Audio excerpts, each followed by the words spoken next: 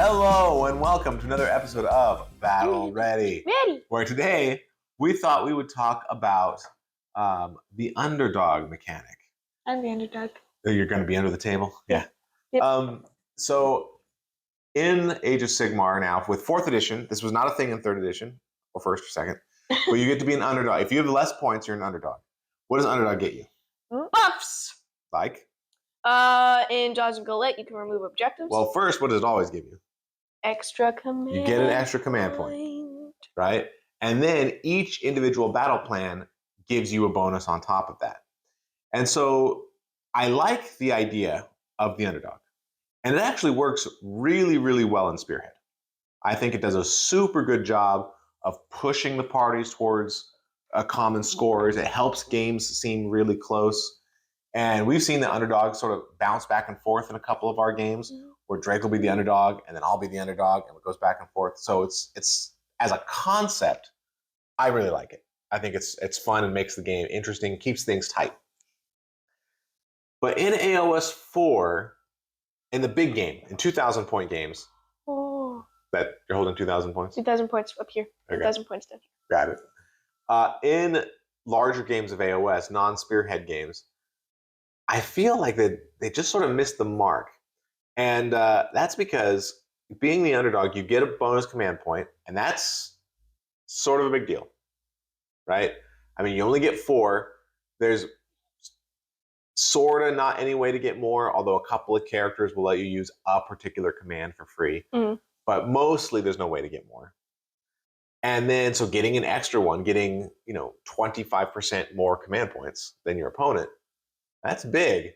That means you have an extra command to like all-out defense or all-out attack to make your units more effective. Or help when you would have been counter charge. Yep. Or yeah, you would have been spending it on counter charge or rally or magical intervention or covering fire.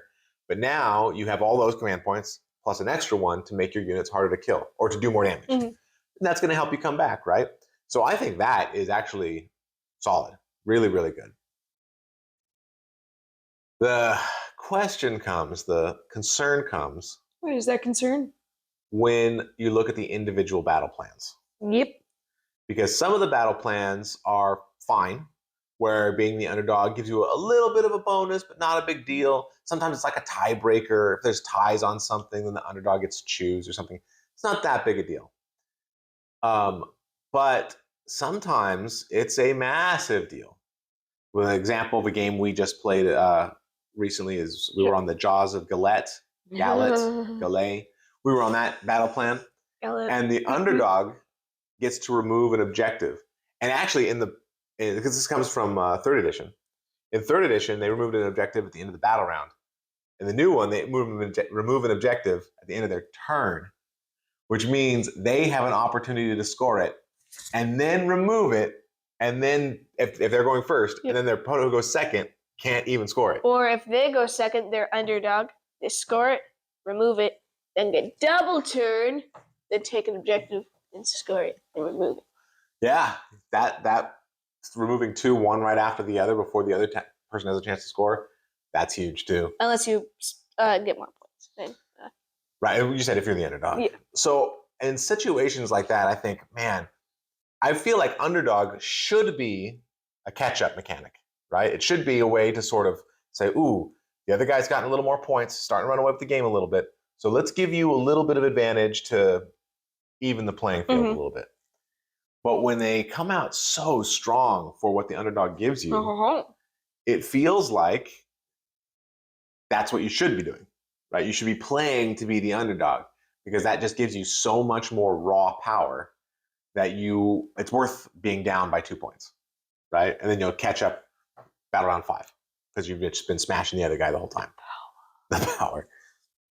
I feel like that is a problem. Now, if they wanted to make ones like Jaws of Galette, where underdog has a highly significant power, they should make underdog at 5 or less command points. Yeah, I think they should do that and say, for this one, the underdog gets to remove the objective if the underdog is losing by 5 points or more. Yeah, I think that stuff like that would be great, right? So if you're down by 2, you're not submarining, trying to be down by just a little bit so that you can spring ahead at the end. You look at these really powerful ones, and you're like, oh man, I have to be down by 5, I have to be down by 8, whatever. It's like, it's not worth it. That power is really good, but it's not worth being down that low to get the power. But if somebody is getting smashed, then they have a really powerful ability, right, to come back with. Or I could see if you're underdog, you get some sad power, like +1 to hit, something small. Well, and if you hit a certain threshold, you get big power. Oh yeah, they could do that too, right? Where you have basic underdog abilities. This battle plan, if you're the underdog, you get this okay buff, or if you're a 8-point underdog, you get this mega buff, right? And we played one where it was like you got +1 to hit if you were contesting an opponent's objective or something like that. Yeah. And I think that's a great buff because that encourages the underdog to be aggressive. It's not something that they're going to be able to abuse easily, right? Whereas removing an objective from the game, it's a big deal, right? It totally changes how the game is going to be played. Is it fun and cool? Yeah, I think it is fun and cool. But is it balanced with where underdog should be?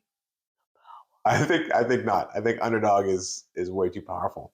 And what's interesting is, once again, Spearhead does it great. Because you can look, and then Spearhead, every turn you draw a card, and the underdog gets some buff, right? But all of the buffs are not negligible. It's not like they're nothings, and it's a superfluous mechanic, right?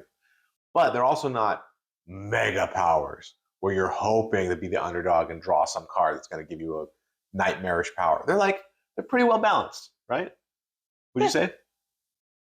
So I think that some battle plans are able to do that better than others. Now, again, all this is tied to the season rules. Yeah. Right? So this might be an issue for this inaugural season of 4th edition. Best season so far. It is the best season so far. That is true. All the additions. But I don't know about all the editions. I don't know. But when they come out with the second season, in next July, maybe the battle plans will be tuned a little bit more. Maybe the underdog, maybe they'll have ones. If you're the underdog, you get this. If you're the underdog by 5 points, you get this. If you get the underdog by 10 points, you get this, right? Tune it up a little bit better so that the amount of benefit is tied to how far behind you are, right? I think they could do a lot with the underdog mechanic. And I also think that getting that extra command point, we talked about it earlier, but it's just really good. Yeah. It's just really, really good. Yeah. The other thing I think, and we talked about this in our last videos with regard to the double turn, the advantage, one of the penalties of getting the double turn is you lose out on points, but that makes you the underdog, usually. And then if the underdog has a huge advantage, you get to get doubled. You get to double your opponent and get a huge advantage, right? So I wonder if they should put something in there like, if you double turn your opponent, you don't get underdog. You cannot be the underdog, right? So at the end, I take the double, I do a bunch of damage, I'm doing good, but I've lost points because I didn't take a battle tactic. Yep. But then at the end of the battle round, normally I would be the underdog, but I don't get to be the underdog. So I don't get the bonus command point. I don't count as the underdog for the battle plan. I think something like that might also be really good because it might make the decision point of double turns harder. Or maybe if you're double turned, no matter what your points are, you get the minor buff of underdog to help you recuperate from a nasty double turn. I could see that too. I could see it saying like, if you take the double, you lose underdog and your opponent gains it. Or there's a bunch of different ways you could do it, but I could see something like that too, because maybe I want to take the double, but I'm like, ooh, but I don't want you to be the underdog while I'm doubling, right? Because then I don't want you to get that extra command point. I don't want you to get this special power. And that might also increase the decision point on whether or not to double. But I do think overall, underdog is a good idea. I think it's a good addition to the game. We lost heroic powers and monstrous rampages, which overall I'm fine with, but we gained underdog. And I think that there's a lot of play there. What'll be interesting too is, as battle tomes come out, the first couple battle tomes, Skaven and Stormcast and Slaves. They're going to be, Skaven and Stormcast in particular, are going to be pretty vanilla. They're not going to, it's sort of the first battle tomes is just like orcs and stormcast from the last edition. It's like, you know, they're not quite sure what they're going to do with all the new tech and rules they have, so they just give you some stuff that's pretty generic. You okay? Yes. Stay with me. So they give you some stuff that's just pretty generic. And I'm sure that's going to be true with Skaven and Stormcast also. But as they keep going, like they used in 3rd edition, they started adding stuff that had their own unique monstrous rampages or their own unique heroic actions or their own, you know, all this stuff. What if they start adding stuff where it's like, okay, this army gets a bonus when they're the underdog? Oh. Or, oh, this army, if it has a, like Tzeentch has some plans that it can do, and if it meets one of those plans, then it gains the underdog for the next battle round. Oh. Right? So you could do stuff like that. I would be interested to see if they're going to make the underdog purely a scoring thing that no battle traits or people touch it, or if we're going to see some play with it and see if some armies really make use of it. What do you think? Yeah. Yeah? Yep. What army do you think would go well with? Iron Jaws. So that's your favorite army, so you want it for your army? Yeah, it works well with everything. I could see it. I could really see it with something like Tzeentch, where they have a plan and mate the plan. I could see it with let's see, who else would be really good with that, becoming the underdog. Iron Jaws, when they kill something, they get super happy. I would say like Stormcast, because I could see the Stormcast fighting against railing against untold odds. But we're obviously not going to see it in the Stormcast book. So there might be a couple of armies that play with it. And I think that would be pretty cool. All right. What are your thoughts on the underdog mechanic? Is it good? Is it bad? How can it be improved? Because I think the idea actually is really good. And you can look at Spearhead and see that it can be implemented well. So how do we bring that same goodness into Big Boy AOS? Menus.